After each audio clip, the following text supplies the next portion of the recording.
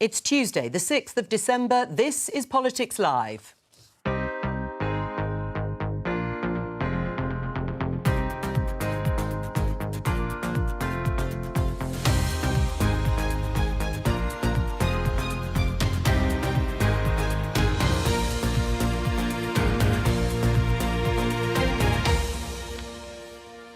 Joining me today, Conservative MP Matt Warman, Labour's Angela Eagle, writer and academic Dalia Gebrial and Camilla Tominey from the Daily Telegraph. Today... No one knows the full truth. We know the full truth. Harry and Meghan are about to reveal details of life inside the royal family. The government has dropped mandatory housing targets for councils, so will enough homes be built? And now we have a planning system which will ensure that we can meet our overall need to get more homes for young people. I think that everybody has an idea of what they think a barrister is, and I don't often think it's me. A new documentary looks at the British class system, but is class a big political issue? Winchester College has a rowing club, a rifle club, an extensive art collection. Whenever he attacks me about where I went to school, he is attacking the hard-working aspiration of millions of people in this country. And should the government allow a new coal mine to be opened in Cumbria?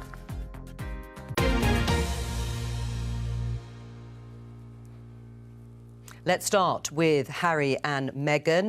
The Netflix documentary is going to begin on Thursday. It makes a number of the front pages of the newspapers. Let's have a look at The Sun. Netflix fakery storm, Sussex lies and videotape. This is about it containing footage unrelated to Meghan and Harry, although it is about general press intrusion. The Daily Mail has fury at Sussex's Netflix claim of war on Meghan. Very clear where those two papers stand. The Independent has a different take. I was terrified. Prince Harry calls out feeding frenzy over Meghan Markle relationship in full Netflix trailer, on the subject of which two trailers have been released by Netflix. Let's get a flavour of it. Let's have a look. No one sees what's happening behind the closed doors. I had to do everything I could to protect my family. When the stakes are this high, doesn't it make more sense to hear our story from us? It's really hard to look back on it now and go, what on earth happened? No one knows the full truth. We know the full truth. Let's start with you, Camilla. You've watched the Royals for years. You're plugged into what goes on, or at least some of it. Is this going to be a significant moment? Have they got something to say? I think they've already said what they've had to say. I mean, I think people are scratching their heads a little bit and wondering what's left to divulge. The trailers are obviously interesting because on one hand they're trying to fight against mis and disinformation, and yet there are some inconsistencies with some of the footage. Equally, he talks about a feeding frenzy, but as you can see from the front pages, this is creating more of a publicity storm, the kind of storm I thought they'd left the royal family to shield themselves from. And I think there's some perhaps inconsistencies with this comparison between them and Diana, Princess of Wales, because actually in the post-Leveson era, there aren't really any paparazzi following around royals in private moments. There haven't been for at least a decade. I can't even think of a covert pap shot of Harry and Meghan that has made it into the British press. I think there's still some organisations in Europe behaving badly, and actually, weirdly, by comparison to the mainstream media, the internet continues to publish with impunity.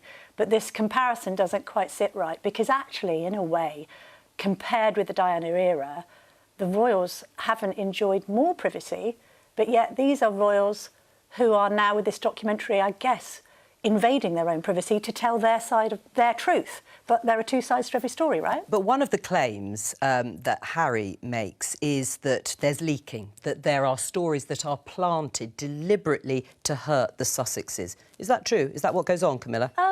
Is there leaking? I mean, there's briefing on all sides, including the Sussexes. Are stories planted? Are stories planted? Over the course of time, I would say there have been occasions where, certainly, if you look at his childhood, both William and Harry complained about stories being planted against them to better project and promote the Duchess of Cornwall, as she then was, the Queen Consort. And there was talk about the kind of spin and black arts that are often operated in politics, right? This kind of Machiavellian spin machine that goes into overdrive. I think in this case, I mean, it's 6 of one and half a dozen of the other, right? The Sussexes come out with claims. They then brief on the back of them with their own PR people who are not inconsiderable. I mean, they had Sunshine Sachs, a very formidable PR firm in the US, on their side the entire time they were married, and the Palace spin machine. And then there are sources close to the royals that say things. Also, there are sources completely outside of all this that might brief different things into the press because they've been party to the couple's behaviour. Well, that is context. Dahlia, what do you think? Do you think they've got something to say, and do you want to hear it? Well, I think that the reason that we hear so much about them and why we're hearing more now is because they have been on the receiving end of an unimaginable amount of headlines. The British media cannot stop talking about this couple. And I think in that context, it's obviously understandable that they would want to put together their own side of the story and put it out there in a way that reflects their experience of the reality. And one thing that was said in the trailer that wasn't in this particular the particular clip that we showed was this idea that this was about race, right? And I think I have to completely agree, because oftentimes in Britain we think that racism only comes across in the form of, for example, racial slurs or like really explicit racist language. But the kind of unbelievable scrutiny and double standards that Meghan was held to. I don't know what this woman did to require the amount of hatred and punishment that she has had from the British media and from the royal family. And when you look at the kind of innuendos that we used to talk about her, you know, I just don't trust her. She's angry. She's an angry black woman. She's uppity. She's entitled. She doesn't understand how we work. These are all ways of marking her as an outsider. And we have seen that essentially as soon as they got married. Do you agree with that, Angela, that assessment? Well, obviously there are tensions, and they're now playing out and selling a lot of newspapers and filling a lot of front pages. So you never like to see sort of family dynamics work in that way, even if it's right in full view of everyone. I'd prefer everybody just to leave it alone and let them sort it out themselves, to be honest. I think there's a lot more important things that we need to be dealing with in this country than that kind of a soap opera. Do you want to hear more from Harry and Meghan? I just find the whole thing deeply unedifying, really. I can't imagine turning on the new Netflix documentary, really. You're not going to watch it? It's just not something for me. But there is clearly a huge market for it, this is clearly fueling it. Response, Camilla, to what Dahlia said? Well, you know, the recent headlines have been because they've created them. I mean, I wouldn't be writing about it if they didn't come up with these 2 trailers and a 6-part documentary. Well, I mean, they've been the there's focus nothing of else so to much write about before the documentary. It's been relentless for the past several because they left years. the royal family and issued a statement saying that they wanted to seek financial independence in the US while also representing the Queen.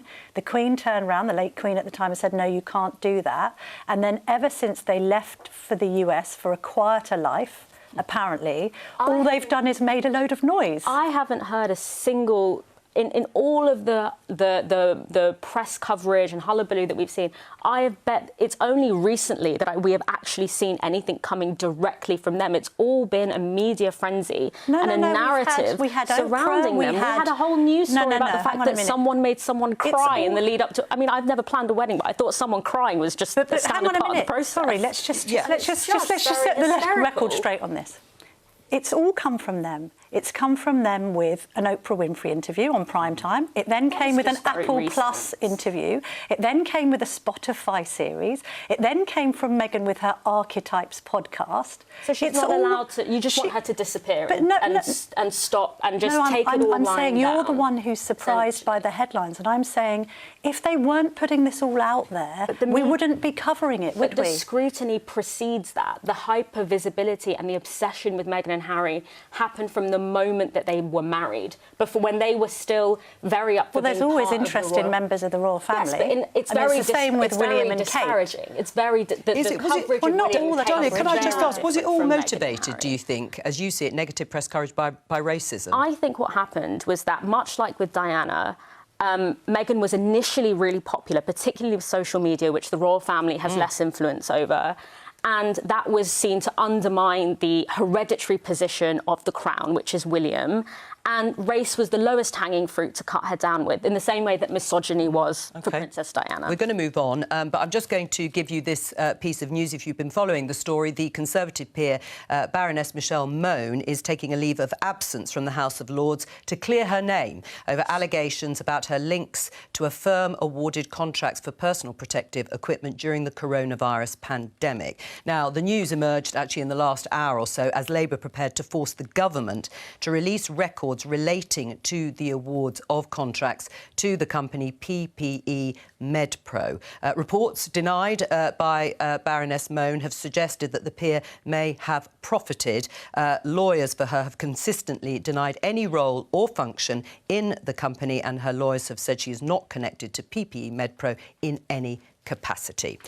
Let's have a look at this on the front page. The Guardian. The Prime Minister backs down on housing goals in face of pressure from Conservative MPs. Nearly 60 rebels have pledged to back a plan to ban or drop mandatory targets in England. The Housing Secretary, Michael Gove, has now offered councils more flexibility over meeting the government's set targets.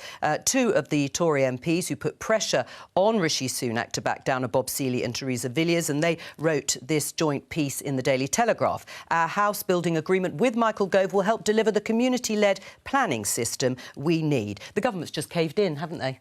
Well, I think they've listened to a sufficient number of MPs, and the fact that the Tory party has been having a row about planning is much as the Tory party has been doing over planning for a number of years. Where do you stand? Do you think that these house-building targets should be mandatory? So I think there is a real tension between MPs such as myself, who come from big rural areas where it's obvious that we need more houses, it's obvious that there is huge demand for more houses, right, and MPs who come from rural areas who say this is simply not... There isn't the democratic consent for this from my constituents, and trying to resolve that tension is the nature of having a broad church. What I would like is a planning system that actually functions. I don't think targets are a necessary part of that, but if they help, I'd have been happy to see them come into force. But I mean, what does it say about Rishi Sunak's authority? I mean, you get 60 rebels against mandatory house building targets, which you said homes that are desperately needed. You've got a target of 300,000 a year. You're going to hit it?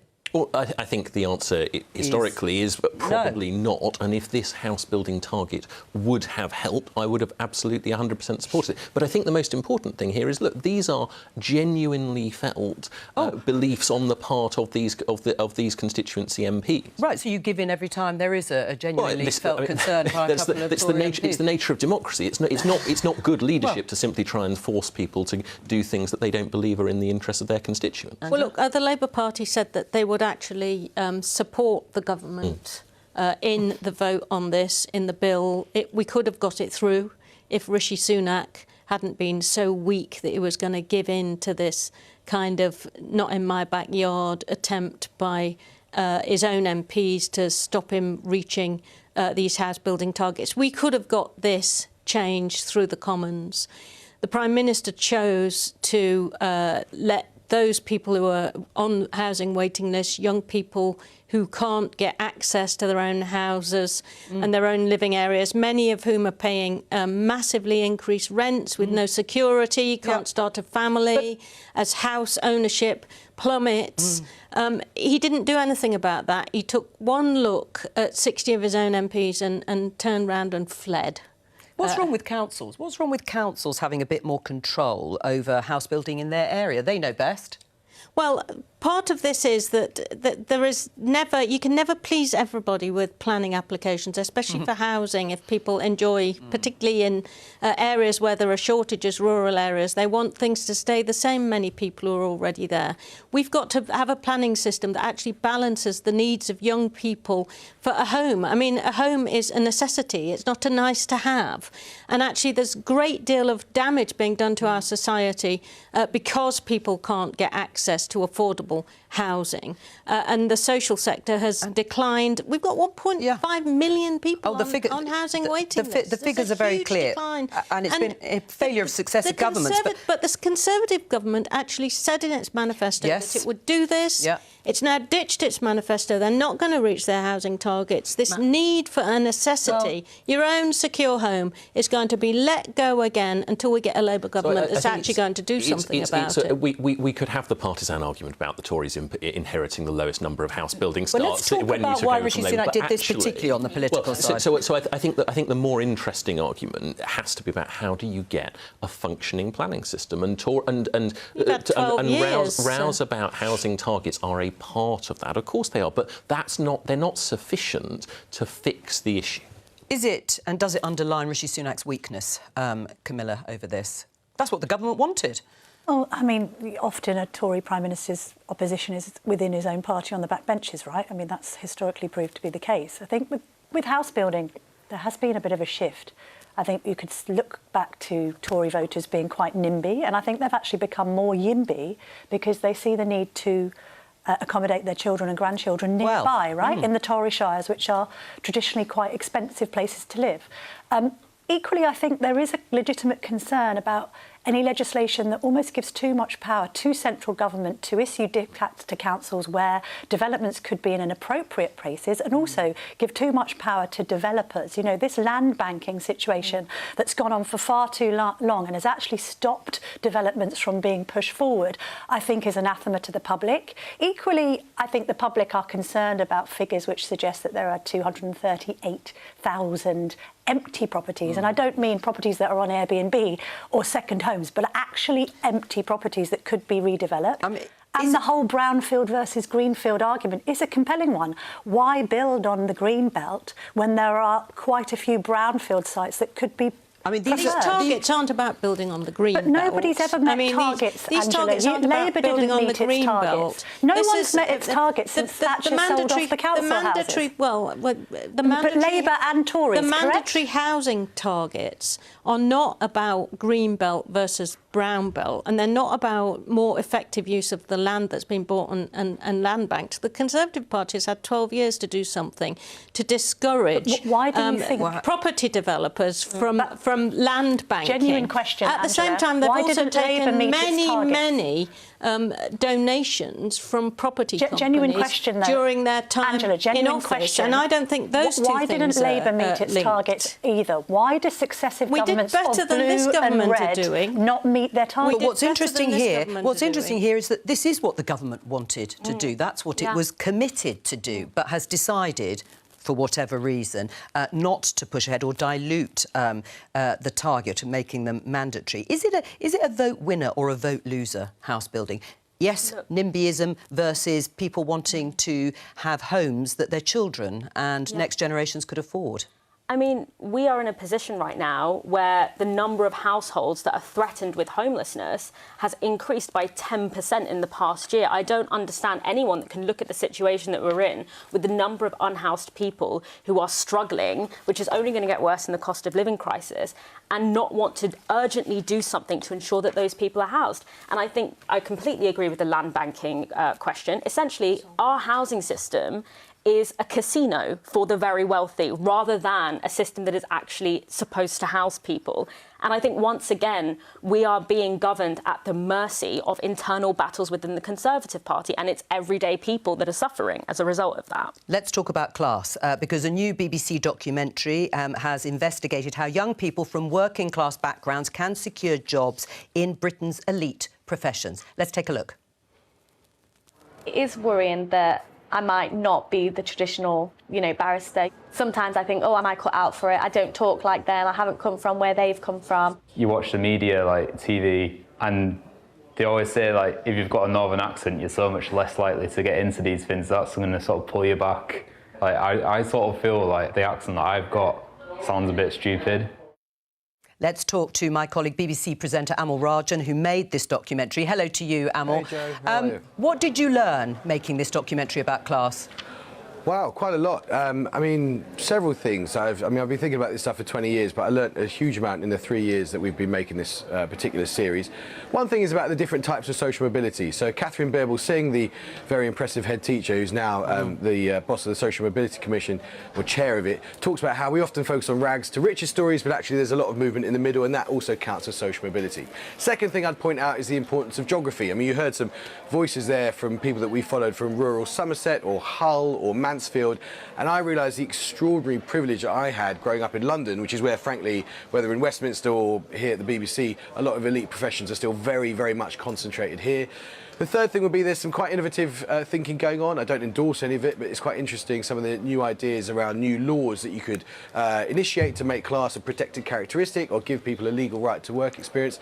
And the fourth thing, which was in that clip there, is just the strength of feeling that people have paranoia about their accents. And just to be really clear, this isn't something that we projected onto these young people. It's something that separately and independently they came to us and said, as you heard there, they have an absolute paranoia that their accent is going to cost them. And in fact, you know, the programme's been on air overnight on the iPlayer. I've had emails all through last night and this morning from people, subject line accents, who feel very strongly about it. I'll just read you one of them, if I may. This is subject line accents this morning. Someone I don't know, I've never heard of her, met her. Dear Mr. Rajan, thank you to you and your team for raising this issue, accents, which is close to my heart.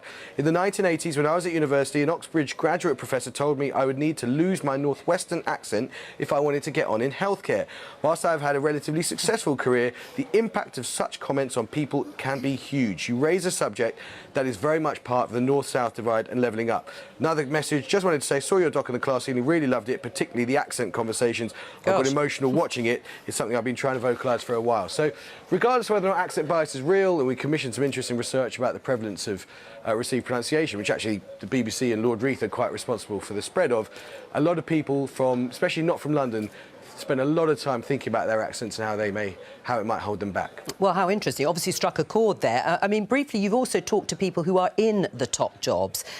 What have they been doing, if anything, to take action to sort of promote class equality? Well, the big thing that companies... There's loads of institutions that are doing a huge amount. BBC's doing a hell of a lot. There's institutions in finance, in the law, that are doing a lot of what they call outreach, trying to get people who wouldn't think that they might fit in a particular profession, basically going to them and saying, hey, you might well fit.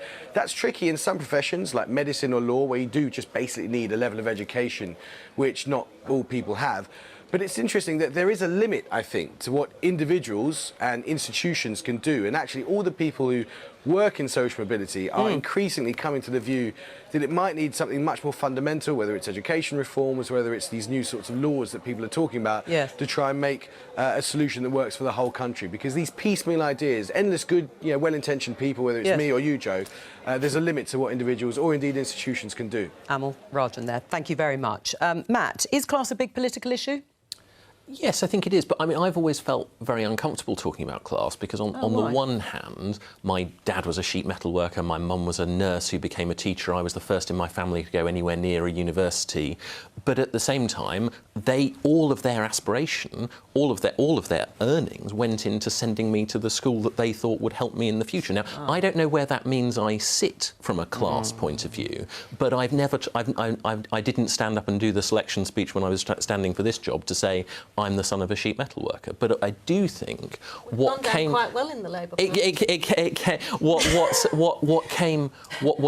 what did come across throughout my upbringing was that comment about fitting in as a barrister. I know that I didn't have the conversations round the kitchen table, the dinner parties that opened my aspirations and my horizons. And I think that's why class is such a nuanced conversation. It's about your own personal horizons as much as it is about where you went to school or who your parents were. What do you think of what Matt's just said? I mean, it's interesting, isn't it? Yes. Uncomfortable talking about it, the background that he came from, went to a private school, that was seen as aspiration. I mean, everyone has their own way, don't they, of having to get through these things. I have a similar background, although my dad's not a sheet metal worker. He was actually in the print, and my mum was a dressmaker, and I was the first person in my family, along with my twin sister, to go to any kind of university, and that was Oxford. I was lucky to get a good comprehensive education. I didn't go to a private school, but my parents, because they were working class and aspiring, said to me, you can do whatever you want, be whatever you want. And every time I showed any interest in anything, they got me a book about it. Very, very supportive. There's a lot of aspiration in the working class. But what we've seen is actually a closing of a lot of those, the ways through that were there when I was growing up have closed off and shut off. And the professions and access to jobs that pay more, that get you up that social scale, have closed off and become much more sort of public school orientated, which makes more people want to send their kids to public school because they think that's the only way that they'll get through. We've got to open things up.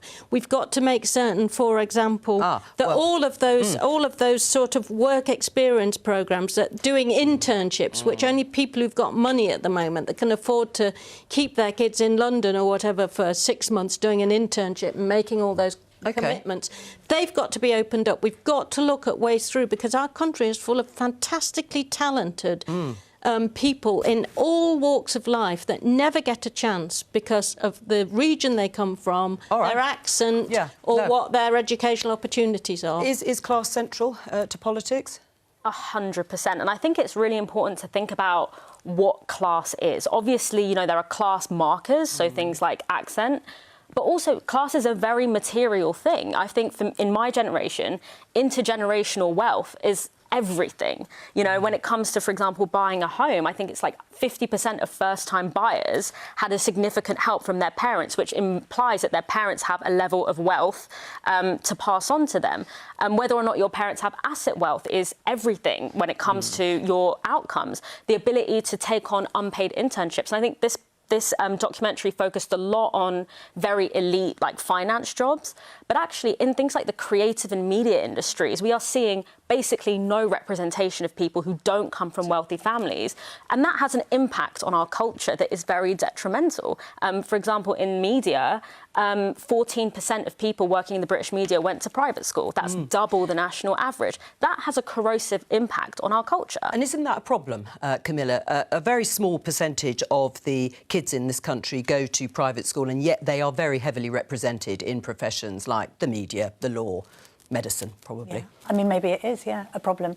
You could look back a generation and say that a lot of people who are represented in professions went to grammar school rather than secondary moderns, right? So, I mean, I'm automatically labelled posh because I'm called Camilla, even though my grandfather was an immigrant ice cream salesman and my maternal grandfather was a Yorkshireman and a woodwork teacher, right? But my dad was the first person... I know, isn't it just? Irish-Italian, it's a heady mix.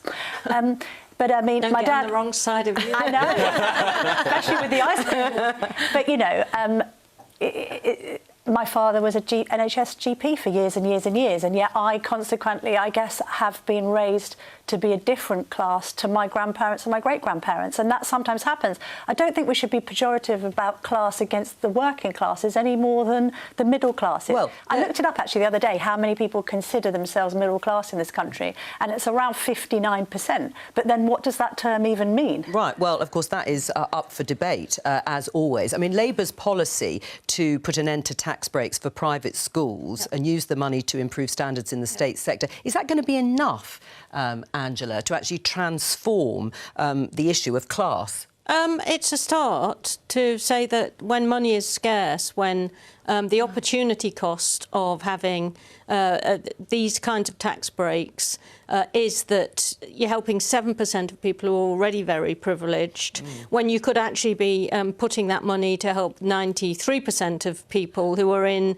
ordinary state schools, when after all, I mean, if you look... the funding for education now per pupil in 2024, after the increases announced in the autumn statement, will still be 3% less than it was in 2010. So less and less money per head is being going into the state sector, and yet the private sector has got these tax breaks. Well, hang on there, but I mean, Keir Starmer was asked about the issue of abolishing private schools, not just taking away their tax breaks on the Today. No, he was asked about it on the Today programme, and it's been picked up in a couple of the papers. Let's have a listen to him. I'm not talking about, nor am I interested in, abolishing private schools. But why not? Because I think private schools add a huge amount to our country. I think that there are very good private schools, and there's no case for abolishing them. And that's why the argument I've been making is about the tax breaks. Is he right, Keir Starmer? No, I think that this policy, the policy of scrapping the charity status, should be considered a transitional step. I don't think there's any legitimate reason to have a tutored education system based on fees and money, other than if you want to have the wealthy able to make the choice to secure their child's place in society. And in fact, I actually think the idea that we should scrap the tax subsidy because their money is scarce, I actually think even if the state sector was flooded with money, you wouldn't want to reinstate it. But then if the wealthy are paying a great deal of tax and they're also paying taxes towards state schools while not using them, and then you close down state schools, which I believe educate about 600,000 students in this country, where do you then put them? And schools are already oversubscribed, right? My argument is that everyone would go to a state school.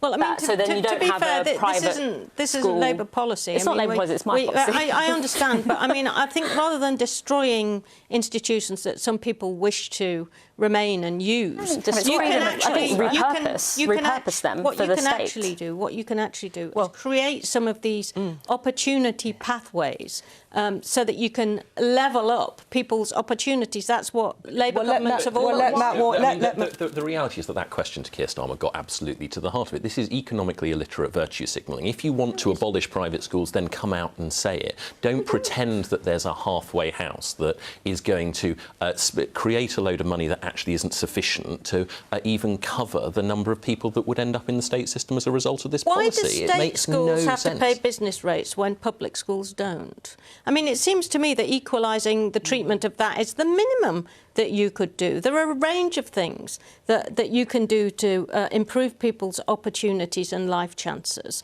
And early years education, proper funding of education, making certain that those that don't have their own money in the family can have access, like I did when I was growing up. Well, hang on, to university is really, really important. But Matt, is it fair? Is it fair that any taxpayer's money goes to private schools? Well, I think what the current system does is acknowledge that private schools do a great deal of public good, and some of that is in the sense of taking the burden off the state system. Destroying our economy. Some of it is in the the private school system also gave Labour Harriet Harman. I mean, she went to St Paul's Girls' School. It's like one of the best schools in the country.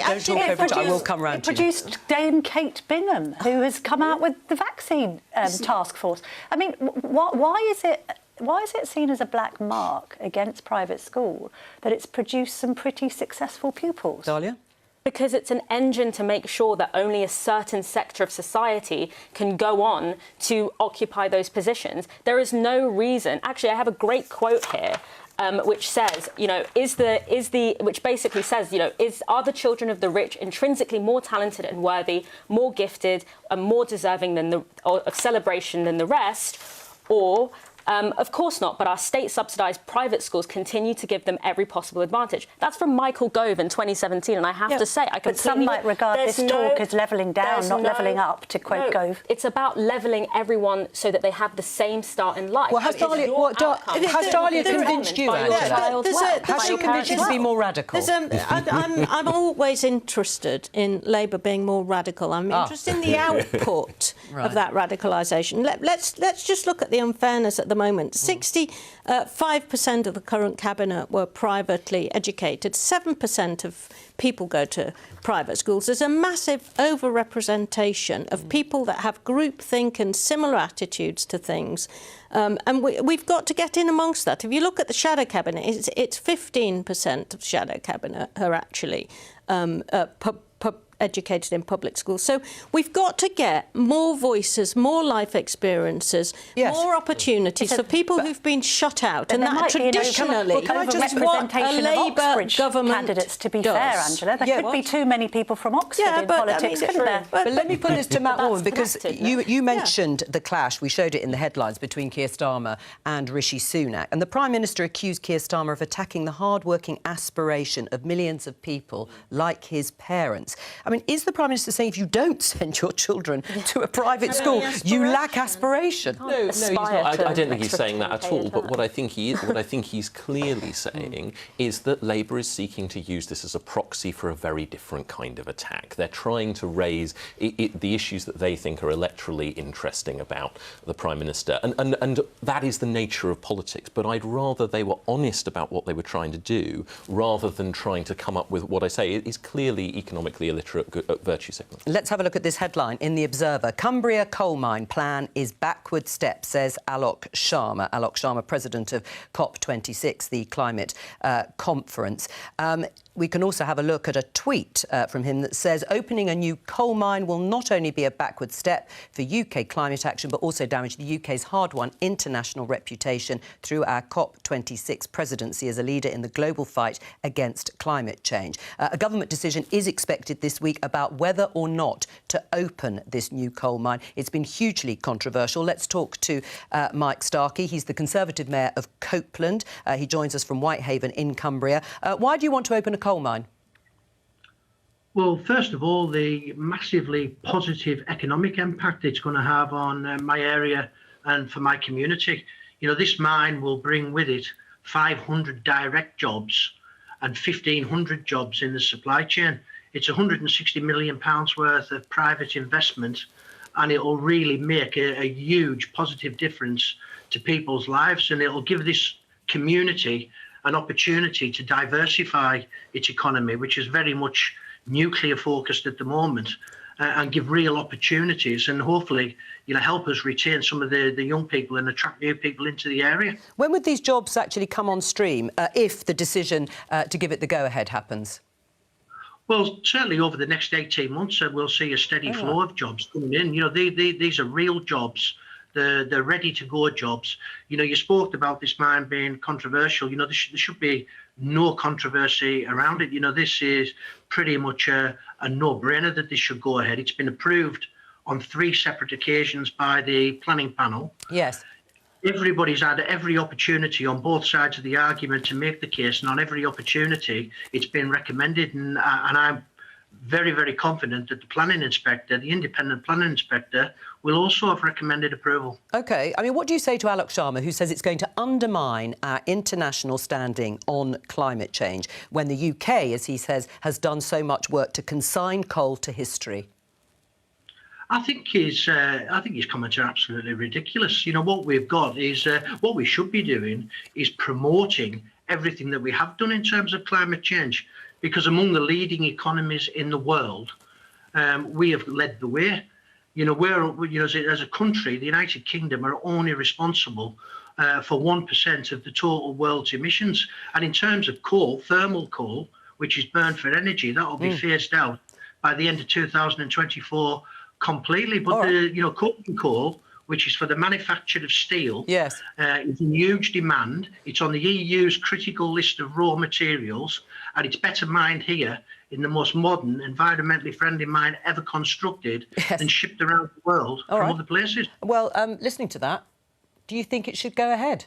Well, I find it very hard to understand an argument that says when we're going to be using this coal... So you think it should be then we should be importing it rather than making it here. I understand Alok Sharma's argument about what signal does it send, but ultimately this seems to me to be a lower carbon footprint and an economic benefit. So I struggle to understand the environmental argument or the economic one against it. Angela, should it be open? I mean, looking at all of this, it looks like only 15% of this coal is going to be actually used in this country. The rest of it is for export. And on the steel industry, they actually want clean energy. Sure. They don't want to use coal. And the head of their governing body has just said that there's no demand for this mine whatsoever. They want to be building new green steel using hydrogen and various other power. They don't want this coal.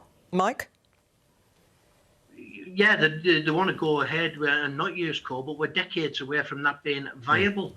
You know, the reality is this country is increasing imports of coal. The demand for this coal worldwide is going up because the demand for steel is going up.